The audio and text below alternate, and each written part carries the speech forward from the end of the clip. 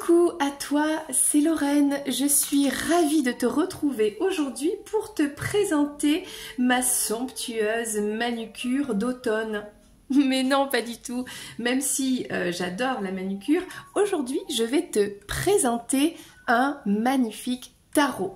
Aujourd'hui, nous allons faire cette présentation du tarot des trois arbres. Wak Ashstone and Three Trees Tarot. Alors c'est un tarot, comme tu l'auras compris, en anglais. La version française, il me semble, n'existe pas pour l'instant. Il est vraiment magique pour cette période de l'automne. Vraiment, c'est parfait. Donc, on va le découvrir ensemble. Alors, je l'ai choisi sur un site d'un pays lointain. Alors, je ne sais pas du tout si c'est la version originale, je l'espère, parce qu'au niveau de la qualité et du prix que j'ai payé, normalement, ça devrait être le cas. Voilà. On a une boîte en carton, voilà, en papier recyclé, enfin en carton recyclé, j'ai l'impression. Moi, je le trouve vraiment magnifique. On a une tranche violette à paillettes. Donc ça change, ça fait plaisir. Voici le dos des cartes. Donc sur un fond blanc, avec des feuilles d'automne, des petits glands. On est dans la forêt, quoi. Et on a cette ambiance comme ça, automnale, rafraîchissante, naturelle, écologique aussi, j'ai envie de dire. Et aussi le monde animal et végétal. Alors moi, j'aime beaucoup la qualité des cartes. Déjà, la grandeur des cartes. Donc c'est à peu près une taille standard de tarot. Peut-être légèrement plus petit. Ça dépend après des formats. C'est un Rider-Waite-Smith qui a été donc revisité sur ce thème un petit peu du monde végétal animal, voilà, de l'automne et de la forêt. La qualité vraiment super top, épaisse, mate, donc facile à mélanger, à manipuler. Ce que j'apprécie, c'est qu'on a un petit récap des explications des cartes, mais alors vraiment avec des mots-clés. Bon, bien sûr, c'est en anglais. Quand on connaît le tarot, normalement, on n'a pas besoin.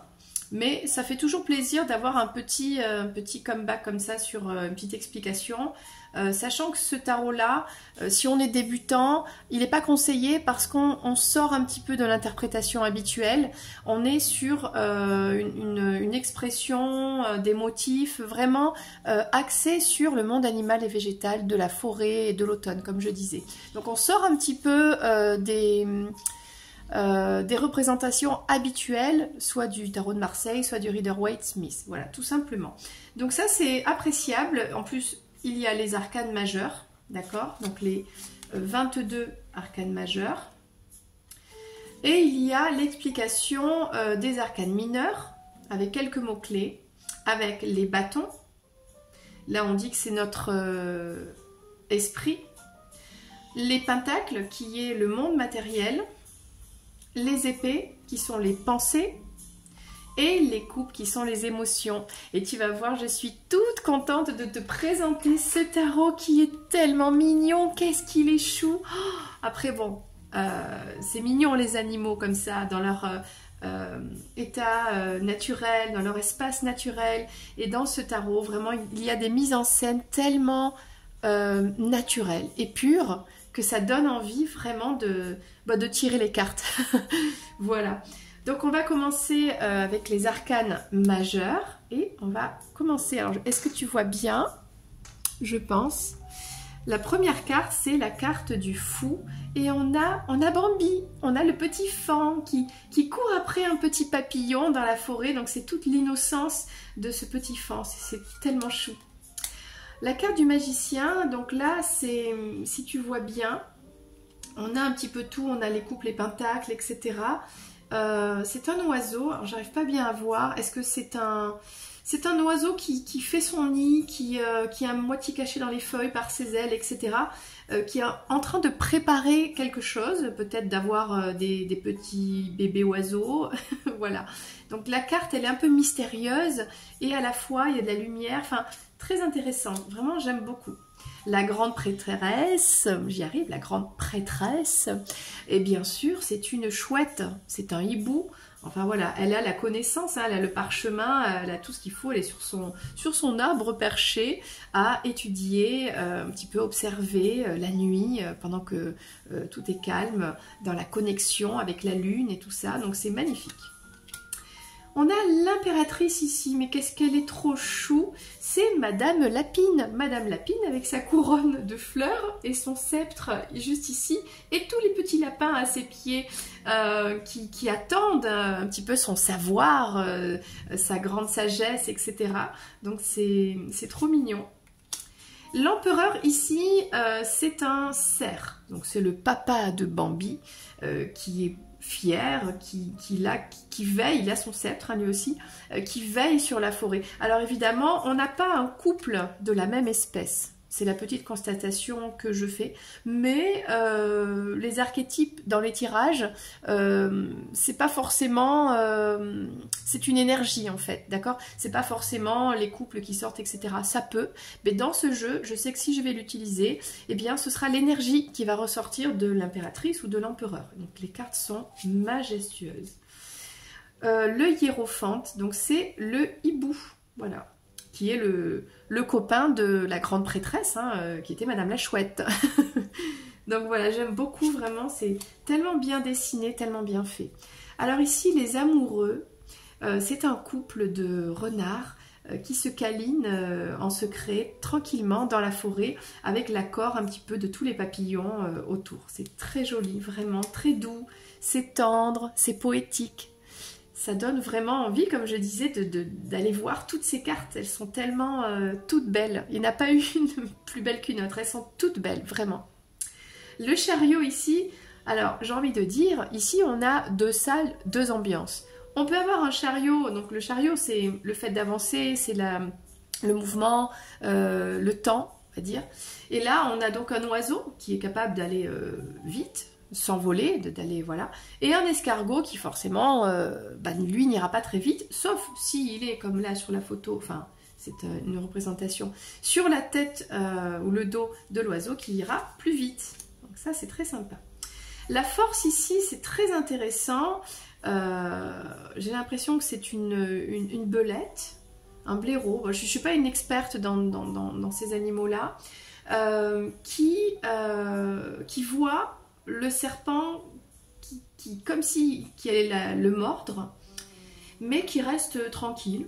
Bon, soit qui se dit bon, il peut me mordre, ça me fera rien, ou c'est pas grave, ou on voit qu'il y a d'autres animaux qui ont peur, mais lui ou cet animal-là, non, ça le dérange pas.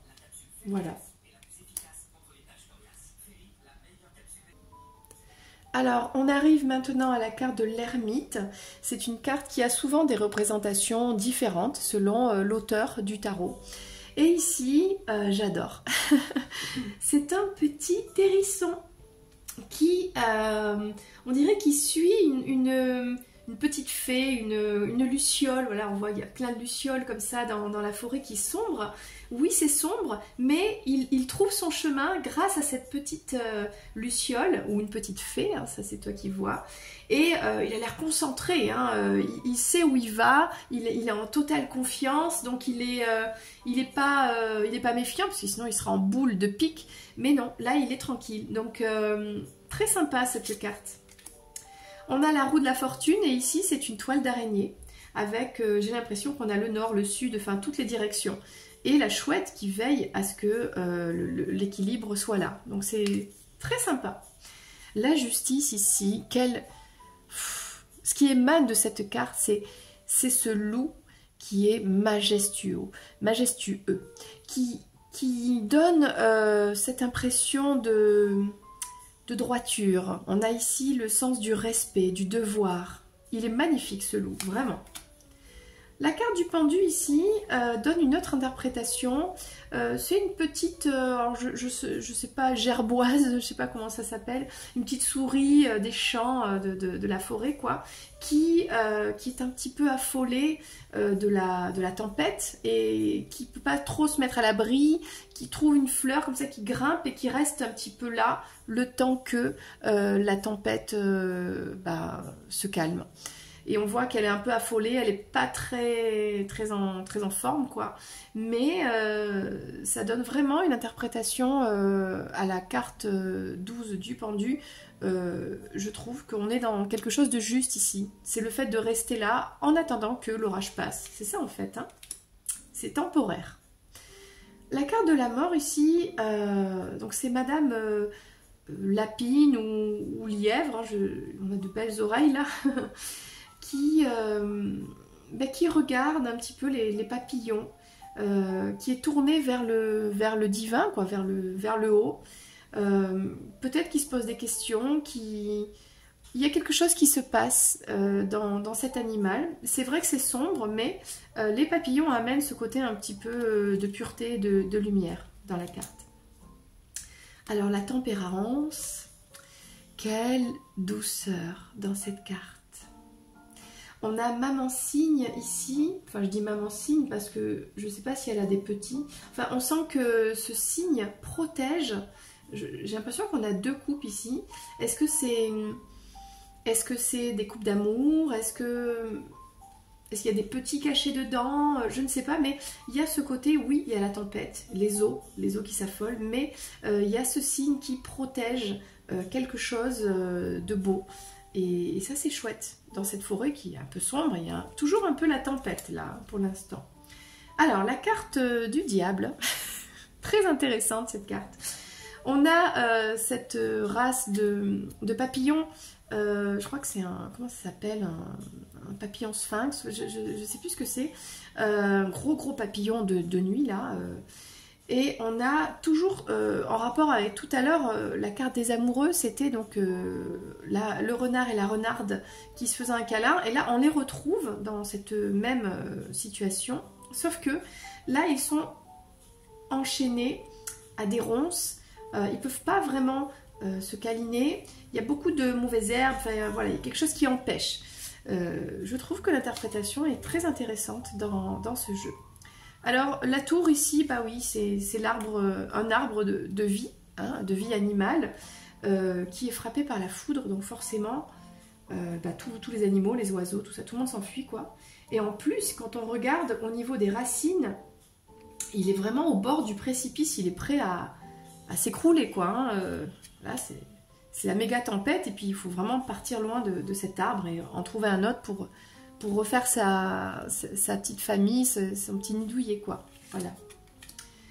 La carte des étoiles, très jolie. On a des poissons comme ça qui admirent le ciel étoilé. Voilà, tout simplement. C'est très joli, donc ça représente beaucoup de choses. C'est vraiment intéressant avec ce tarot de laisser son imagination... Ah, j'ai du mal à m'exprimer aujourd'hui. Ça fait longtemps hein, que je ne fais pas de vidéo, c'est pour ça, je pense. Donc en fait, ce tarot, il est intéressant pour laisser parler un petit peu son intuition et laisser aller son imagination vers... quand on est dans son état imaginaire, on capte comme ça des messages qui sont au-delà de notre réalité. Donc ce tarot, pour ça, est vraiment très intéressant. Donc la carte de la lune, eh bien, on a...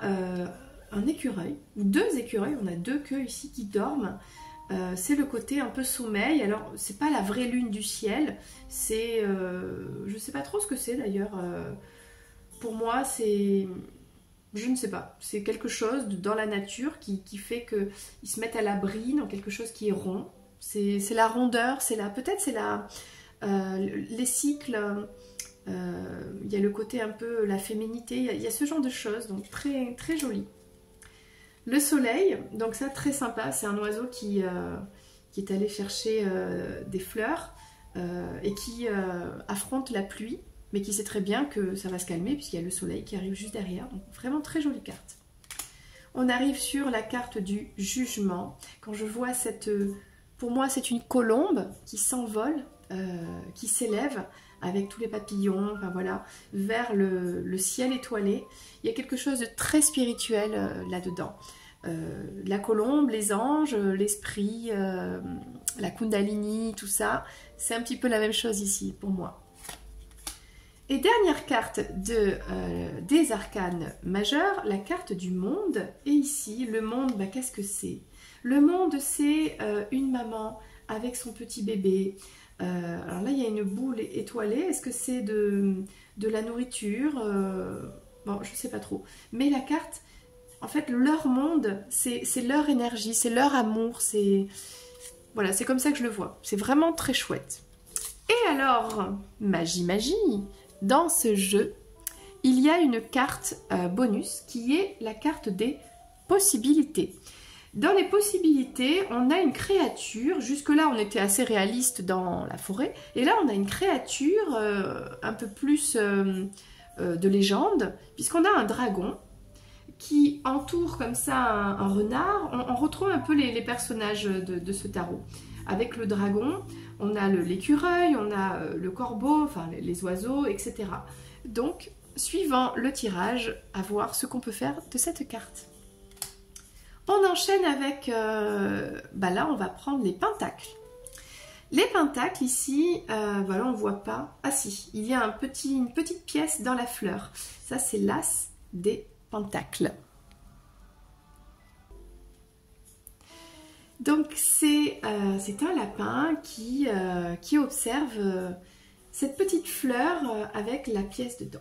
Le 2 de pentacle, donc on est sur le règne animal du lapin. Donc c'est maman lapin avec les petits lapins, il y en a deux petits lapins. Le 3 de pentacle, donc on voit ici un couple. Enfin non, il y a trois lapins, voilà c'est ça, 3 lapins qui regardent chacun leur pièce, voilà.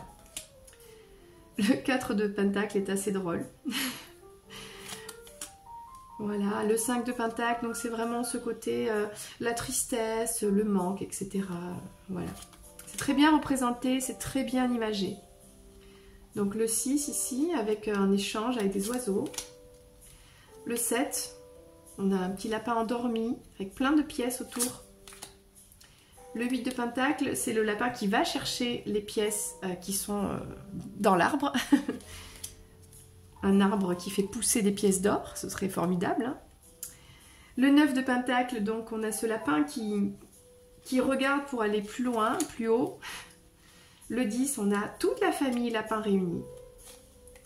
Le page, donc il a cette fois le lapin, son pentacle sur le nez. Il avance en équilibre avec, j'ai envie de dire. Le cavalier, alors qu'est-ce qu'il a le cavalier ? Ben, on dirait qu'il porte une tenue des croisades, à l'époque des croisades. Il y a quelque chose comme ça. Voilà, la reine des pentacles, c'est la maman avec ses petits bébés qui prend soin en fait de toute sa famille, voilà. Et le roi des pentacles, bon, ben, il est sur son trône dans la forêt, en bois, et il observe, voilà. Il a sa couronne de feuilles d'automne. On passe maintenant aux épées. Alors, l'as d'épée ici, donc on a bien l'épée, la couronne et cet oiseau. Alors, je ne sais pas trop ce que c'est pas un corbeau, c'est bon, un oiseau bien noir, avec de grandes ailes. Magnifique oiseau. Donc, le 2 d'épée, très bien représenté avec la lune, tout ça. On sent que dans les épées, on a cette froideur, il pleut, les images sont... on est dans les tons bleus, gris, voilà. Donc là, on voit bien des épées qui transpercent une feuille d'automne. Le 4 d'épée, donc l'oiseau qui est un peu au repos, qui dort, qui est mort, on ne sait pas trop. Et toutes ces épées. Le 5 d'épée, on est vraiment dans le côté... que ça dérange là, il y a eu combat, il y a eu, voilà, c'est pas très, on n'est pas très à l'aise dans les épées là, voilà. Le 6 d'épée, on voit quand même il y a du soleil, il y a un peu de lumière qui revient, on regarde au loin, toujours avec les mêmes oiseaux. Le 7 d'épée, le 8 d'épée avec, donc il est, là ça représente bien quand même le tarot habituel du Rider Waite Smith. L'oiseau a les yeux bandés, il y a toutes ces épées autour. Il est enchaîné, il ne peut pas bouger, enfin voilà. Le 9 d'épée, donc là c'est un peu tristouné, mais c'est le nid qui est transpercé, donc ça fait mal au cœur. Hein. Oh, alors le 10 d'épée, oh là là, cette carte elle est hyper parlante. Là l'oiseau, adios quoi. Hein. Voilà. Le page d'épée, donc je le trouve assez beau, très beau, mais toujours dans cette énergie de froideur. Le cavalier d'épée, donc en plein vol, hein, il galère quand même là, voilà, avec son épée à la papate. La reine d'épée, qui est vraiment majestueuse. Elle est très belle, vraiment. On voit une sérénité dans cette carte. Hein. Et le roi d'épée, pareil, la même chose. Franchement, là on a un couple, hein, la même espèce, là on a le couple. Voilà, voilà. On passe maintenant aux bâtons qui sont représentés par la famille des renards. Donc là, on a le l'as de bâton. Ici, le 2. Donc on n'est pas sur la même chose que tout à l'heure sur les autres éléments. Donc là, par exemple, il est tout seul et il attend, il regarde quelque chose. Le 3 des bâtons. Donc c'est pareil, c'est l'attente dans la forêt. Le 4 de bâton, bon ben ça c'est, ils sont mignons tous les deux, Renardo et Renarda, dans la forêt. Le 5 des bâtons, bon bah là oui, Renardo qui se bat contre les potentiels concurrents pour avoir le cœur de Renarda, hein, on est d'accord. Je me fais ma petite histoire. Le 6 de bâton, donc très sympa avec la couronne de réussite sur la tête, les papillons, tout ça. Le 7 de bâton, franchement c'est très bien imagé, c'est magnifique. Le 8, alors on a beaucoup de lumière ici, très sympa, ça change un peu. Le 9 de bâton, donc là ça ressemble un petit peu habituellement au jeu de tarot. Le 10 de bâton, ouais, on voit ce renard qui est tellement fatigué d'avoir couru après tous ces bâtons, qui fait une petite pause et qui se repose. On arrive aux pages de bâton qui regarde l'arbre avec, on voit des papillons ici qui sortent de l'écorce. Le cavalier de bâton qui affronte dans la forêt noire, qui sort de sa tanière pour aller, je sais pas, faire quelque chose. Il suit une abeille, ou je sais pas ce que c'est. La reine des bâtons, mais qu'est-ce qu'elle est belle. Oh là là, elle est magnifique. Moi, je la trouve sexy, hein. La renarde, je la trouve vraiment très sexy. Et le roi des bâtons, bah aussi, hein, on est d'accord. Hein. Monsieur Renard, sur son arbre, tranquillou, voilà, qui gère son monde. Et on arrive, en tout dernier, à ma partie préférée, les coupes, parce que là, oh là là, j'ai craqué, mais j'ai craqué. Ils sont trop mignons. Les coupes, donc ce sont des petits écureuils, et les coupes sont des petits glands. C'est trop chou. Donc on a l'as de coupe ici, avec le petit écureuil, c'est trop mignon. Le 2 de coupe, avec, oh là là, ils sont pas trop mignons franchement. Les deux âmes sœurs là qui se donnent leur moitié de gland, j'ai envie de dire. Moi ça me fait rire, mais c'est tellement mignon. Le 3 de coupe, alors c'est une autre scène. On sent là il y a un petit écureuil caché. On sent le mouvement, on voit bien qu'un écureuil ça va vite, on le sent là, boum boum, sur l'arbre. Oh, le 4 de coupe avec les petites coupes comme ça par terre et lui il est un peu tristouné, bon c'est mignon quand même. Bon le 5 de coupe évidemment, il pleut, tout ça, c'est l'orage, il est tout seul, bon voilà. Le 6 de coupe, là il y a beaucoup de coupes, hein. Beaucoup d'amis, tout ça, donc très sympa. Le 7 de coupe, donc là c'est pareil, une scène un peu particulière. Le 8 de coupe, avec la nuit, la lune, les coupes derrière. Donc ça on est sur quand même, on reste quand même assez proche de l'interprétation du tarot Rider-Waite. Le 9 de coupe, le 10 très beau avec toute la famille, le soleil et tout. Le page de coupe, qui veut offrir sa petite coupe remplie de... je ne sais pas ce qu'il y a dedans, je ne sais pas ce qu'ils mangent les écureuils. Enfin bon voilà, il est trop mignon. le cavalier de coupe. Et la reine, mais qu'est-ce qu'elle est pas mignonne, avec sa petite couronne, son petit gland là bien rempli. Ah voilà, il est nickel, trop joli. Et le roi de coupe, lui aussi, il a le sceptre. Alors, je sais pas si la reine elle a son sceptre, j'ai pas l'impression. Mais le roi, il a son sceptre, il a tout ce qu'il faut. Et voilà, il est dans son élément, tranquille, sur son petit rocher, trop mignon. Voilà, ben c'était le tarot donc des 3 arbres. Magnifique tarot, vraiment. Il n'y a pas de mots. Je le trouve à la fois parfait pour l'automne, mais même pour toute l'année. Le design, les dessins, les illustrations sont magnifiques. L'énergie des animaux, enfin, c'est simple. J'adore, voilà, tout simplement, j'adore. Donc n'hésite pas à me laisser un commentaire et me dire si toi aussi ça t'a plu, voilà. Et moi je te dis à très bientôt pour une prochaine vidéo. C'était Lorraine, bye bye.